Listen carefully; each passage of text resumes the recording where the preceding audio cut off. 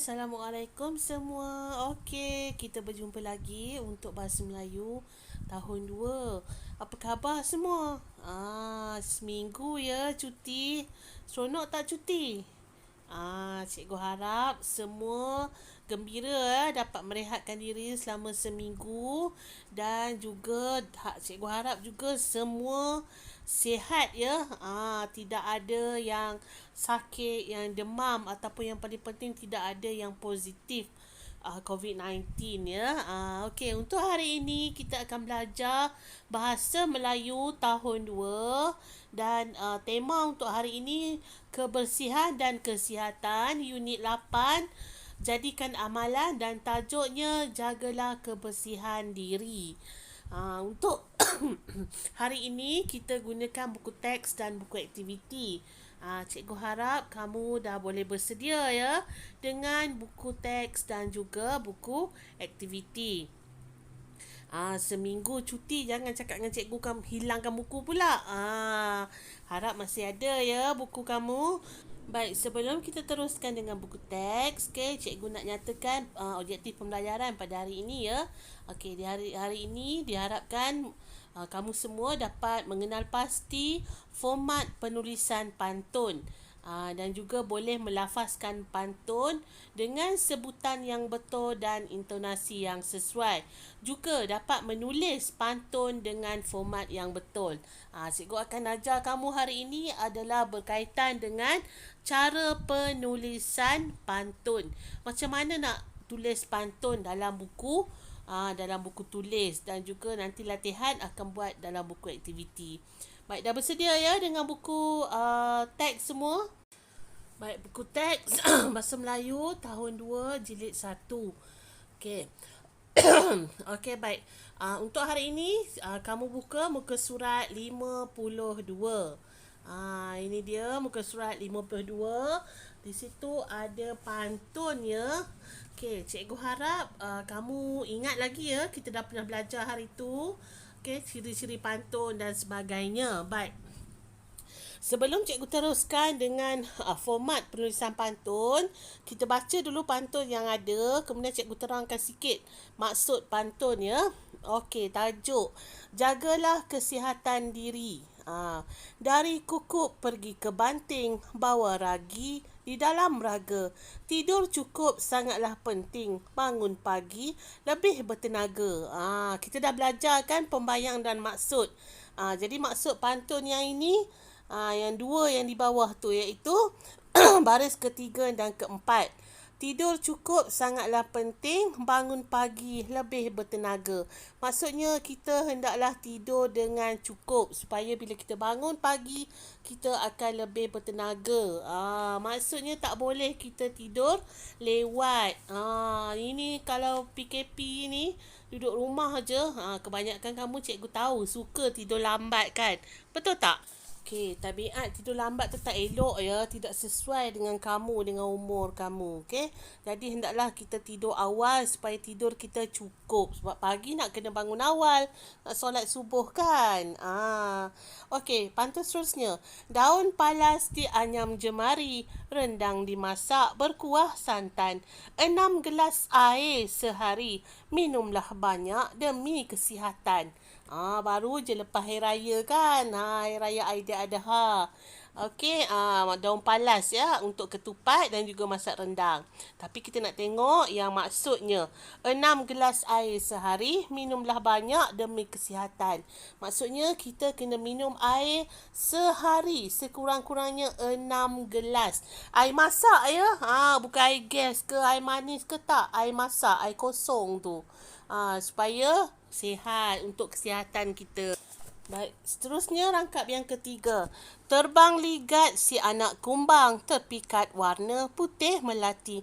Makanan berkhasiat lagi seimbang, tubuh sempurna, cegah obesiti. Maksudnya kita kena makan makanan yang seimbang. Kalau kamu masih ingat kan, pelajaran lepas ada kita belajar yang piramid makanan tu kan. Makanan mana yang kita makan paling sedikit, makanan mana yang makan paling banyak. Okey, untuk seimbangkan khasiat dan juga badan kita. Tubuh sempurna, cegah obesiti. Obesiti tu apa? Obesitas tu maksudnya berat yang berlebihan. Maknanya kita tak boleh ya terlalu berat yang berlebihan. Tidak sama dengan umur dan juga ketinggian kita. Okey? Tak sesuai. Baik, rangkap seterusnya. Enak rambutan semanis gula, berbuah lebat di batu pahat. Dapatkan rawatan secara berkala, hidup hebat, terjamin sihat. Okey, maksudnya kita boleh buat pemeriksaan kesihatan ya secara berkala. Mungkin 6 bulan sekali atau setahun sekali. Okey, boleh kita check lah kesihatan kita dari segi berat badan, darah dan sebagainya. Okey, boleh kita minta, tapi macam sekarang agak sukarlah sebab sekarang kebanyakan hospital semua agak sibuk dengan COVID-19 kan. Baik. Jadi itu tadi maksud pantun-pantun yang ada di muka surat 52. Baik, sekarang kita akan tengok pula cara penulisan. Cara untuk menulis pantun. Okey, ini rangkap yang pertama tadi. Dari kukuk pergi ke banting, bawa ragi di dalam raga. Tidur cukup sangatlah penting, bangun pagi lebih bertenaga. Baik, di situ ada cikgu tulis dari bahagian hujung. Baris 1, baris 2, baris 3, baris 4. Dan tengok di bahagian sebelah kiri. Penulisan iaitu awal tu. Huruf D, B, T dan B. Okay. Itu makna dia kita mesti tulis dengan huruf besar. Okay, untuk permulaan perkataan. Kemudian ada anak panah untuk baris kedua. Kenapa ada anak panah tu? Kena perhati tu. Kenapa pula tiba-tiba ada anak panah? Ada sebabnya. Kenapa ada anak panah? Baris pertama dan baris keempat, baris pertama dan baris ketiga tak ada anak panah, tapi baris kedua dan baris keempat ada anak panah. Dah kenapa pula cikgu macam tu? Tak apa, jangan risau, cikgu akan terangkan satu persatu. Kenapa? Apa maksudnya anak panah tu? Dan kalau kamu tengok pada hujung setiap baris pun ada tanda baca yang berlainan. Baik, kita tengok untuk baris yang pertama. Baris yang pertama yang cikgu tulis nombor 1 biru tu. Permulaannya kita tulis itu berhampiran dengan garisan buku kita. Yang itu berhampiran dengan buku. Dan di baris hujungnya ada tanda koma. Tanda macam wow tu. Huruf wow tu kan. Itu kita panggil tanda koma. Jadi itu cara menulis dia untuk baris pertama. Okey. Jadi setiap kali menulis baris pertama, bahagian hadapan ataupun perkataan pertama mesti berdekatan dengan garisan. Kan dekat buku kita ada garisan kan?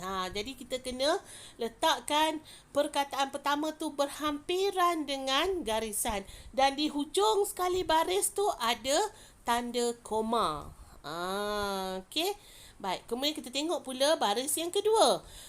Baris yang kedua, cikgu buat jarak. Kena jarakkan. Lebih kurang gunalah satu jari kelingking. Okey, jarak. Dan di hujung baris kedua ada koma bertitik. Kamu boleh nampak tu. Bahagian atas dia koma. Kemudian bahagian atas dia titik. Bahagian bawahnya koma. Kita panggil koma bertitik. Ini memang format penulisan pantun ya. Kita tidak boleh pandai-pandai ubah.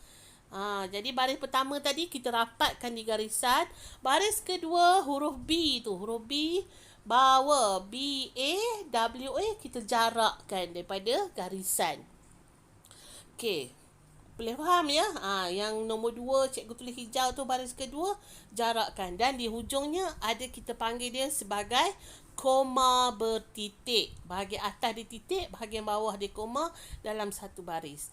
Okey, seterusnya untuk baris ketiga, kita letak balik berdekatan dengan garisan. Okey, perkataan tidur. Okey, tidur yang nombor 3 biru cikgu buat tu, kita letakkan semula di bahagian berdekatan garisan. Dan di hujungnya pun sama, kita letak koma bertitik. Okey, kita letak koma, maaf cikgu, kita letak koma. Sama macam cara penulisan baris kedua. Koma yang huruf wow tu sahaja. Itu untuk cara menulis baris ketiga. Okey, baris pertama dan baris ketiga sama. Perkataan pertama berdekatan dengan garisan, di hujung ada koma. Okey, untuk baris kedua, jarakkan daripada garisan, di bahagian hujung baris ada koma bertitik. Cikgu harap kamu nampak ya, koma bertitik tu cara penulisan dia macam mana. Okey, jadi baris pertama dan baris ketiga sama. Dekatkan di bahagian garisan dan di hujungnya ada koma. Okey, baris kedua, jarakkan di bahagian hujungnya ada koma bertitik. Baik, kita tengok pula baris yang keempat. Okey, baris yang keempat, kita jarakkan dari garisan, tetapi di hujung sekali kita letak noktah ataupun titik sahaja.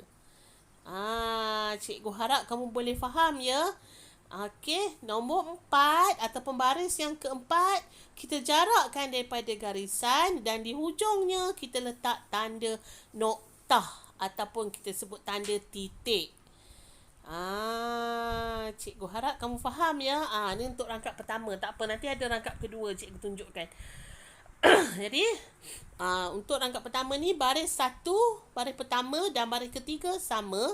Okey, jarak dekatkan di garisan dan di bahagian hujung ada koma. Okey, bagi baris kedua dan baris keempat, jarakkan dari garisan. Bagi baris kedua, di hujungnya ada koma bertitik dan bagi baris yang keempat, di hujungnya ada titik ataupun noktah. Ini adalah cara penulisan pantun yang betul. Format penulisan pantun ya. Okey, tak apa. Kita tengok rangkap yang kedua. Rangkap kedua ni, daun palas dianyam jemari, rendang dimasak, berkuah santan. 6 gelas air sehari, minumlah banyak demi kesihatan. Okey, tengok di bahagian hujung baris tu. Okey, di bahagian pertama tu cikgu dah rapatkan pada garisan. Di bahagian hujung ada koma untuk baris satu. Baris kedua, jarakkan dari garisan. Di hujungnya pula ada koma bertitik. Cikgu sebut tadi koma bertitik kan. Kemudian untuk baris ketiga, okey, perkataan pertama dekatkan di garisan, di hujungnya ada koma. Dan baris yang keempat, jarakkan dari garisan, di hujungnya ada titik. Nampak tak? Okey, kalau tak nampak macam tadi juga. Cikgu tunjuk tu, ada bulat-bulat cikgu buat tu. Okey, baris pertama, daun palas tadi, daun tu, D tu dekatkan di garisan, perkataan daun. Di bahagian hujungnya ada koma. Dan untuk baris kedua, jarakkan, perkataan rendang tu, jarakkan dari garisan. Dan di bahagian hujung baris ada koma bertitik. Okey, nampak ya? Nampak ya? Cikgu harap kamu nampak supaya kamu lebih faham. Okey. Macam mana pula dengan baris ketiga dan keempat? Macam mana cikgu terangkan tadi? Baris ketiga kita rapatkan perkataan 6, rapatkan di garisan dan di bahagian hujung ada koma. Manakala baris yang keempat kita jarakkan dari garisan dan di bahagian hujungnya ada tanda noktah. Okey, boleh nampak tak? Ni. Kamu tengok slide yang seterusnya ni. Yang lepas ni ada ke semua? Okey, nampak tak? Itu dia. Cikgu ulang ya. Baris pertama, okey, baris pertama, perkataan pertama rapatkan di garisan dan di hujungnya ada koma. Baris kedua, jarakkan dari garisan, di bahagian hujungnya ada koma bertitik. Baris ketiga, rapatkan ataupun dekatkan semula dengan garisan untuk perkataan pertama dan di bahagian hujungnya ada koma. Manakala baris keempat, jarakkan kembali. Okey, kemudian di bahagian hujungnya ada noktah ataupun titik. Okey, boleh faham? Boleh tengok lagi. Cikgu harap kamu faham ya cara penulisan untuk pantun, untuk kita tulis di dalam buku tulis. Setengah kita jumpa sebaris je tak, itu salah sebenarnya. Okey, cara penulisan yang betul ini dia. Okey, ni rangkap ketiga yang tadi rangkap kedua kan. Ni rangkap ketiga. Terbang ligat si anak kumbang, terpikat warna putih melati. Tengok lepas melati tu ada koma bertitik. Makanan berkhasiat lagi seimbang, ada koma. Tubuh sempurna cegah obesiti. Di bahagian hujungnya ada titik. Cikgu rasa kamu faham kan dah? Okay. Di bahagian hadapan tu rapat, jarak, rapat, jarak. Di bahagian hujung ada koma, koma bertitik, koma semula dan noktah ataupun titik. Okey, ni untuk rangkap ketiga. Okey, yang seterusnya untuk rangkap keempat. Okey, enak rambutan semanis gula, berbuah lebat di batu pahat. Dapatkan rawatan secara berkala. Hidup hebat, terjamin sihat. Itu dia, nampak? Baris pertama rapat, ujungnya koma. Baris kedua jarak, ujungnya koma bertitik. Baris ketiga rapat, hujungnya koma. Dan baris keempat jarak, hujungnya adalah titik ataupun noktah. Boleh faham? Okey. Contoh yang cikgu tunjuk lepas ni adalah contoh di dalam buku. Kita guna buku garisan tu, cara penulisan di dalam buku. Itu dia, nampak? Nampak tak? Itu yang cikgu maksudkan. Okey. Perkataan dari, rapatkan di garisan. Di hujungnya selepas perkataan banting tu ada koma. Kemudian perkataan bawah, jarakkan dari garisan. Di hujung ada koma bertitik. Baris ketiga, tidur, dekatkan di garisan. Di hujung ada koma. Dan baris keempat, perkataan bangun, jauhkan ataupun jarakkan dari garisan. Dan di hujungnya ada titik ataupun nokta. Ini cara menulis di dalam buku tulis. Buku tulis yang garisan 1 ni. Buku nombor 1 lah kalau kat sekolah kita, buku nombor 1. Okey, nampak tak? Bila tengok di cara menulis lagi faham kan? Okey, ini cara penulisan pantun dalam buku tulis. Mak dia jarak tu daripada garisan tu kamu gunalah 1 jari kelingking ke ataupun agak-agak lah. Okey, asalkan jarak daripada garisan. Kemudian kalau kamu nak tulis pula untuk rangkap kedua, selang 1 baris. Kemudian tulis di baris yang seterusnya. Sama juga cara penulisannya. Perkataan pertama, dekatkan di garisan. Di hujungnya koma. Okay, baris kedua, jarakkan dari garisan. Di hujungnya koma bertitik. Baris ketiga, rapatkan kembali di garisan. Di hujungnya ada koma. Dan baris yang keempat, jarakkan dari garisan. Di hujungnya ada noktah. Jadi untuk rangkap yang seterusnya dan seterusnya, kamu selanglah 1. Supaya nampak apa? Lebih kemas. Ya, nampak kemas.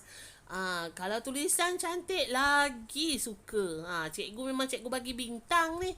Kalau siapa yang menulis ikut yang cikgu nak, betul-betul kemas, cantik, memang akan dapat bintang. Okey, baik. Seterusnya, cikgu nak kamu buka buku aktiviti. Okey, muka surat 62. Okey, buku aktiviti muka surat 62. Arahan, baca dan kenal pasti kesalahan format penulisan pantun pada setiap rangkap. Tulis semula rangkap pantun dengan format penulisan yang betul. Tak apa. Ketiga-tiga soalan yang ada ni, dia salah ya. Cara penulisannya salah. Dan di bawah tu dah ada 4 garisan. Jadi bermakna 4 baris lah. Jadi kamu tulis ikut format yang kita belajar tadi.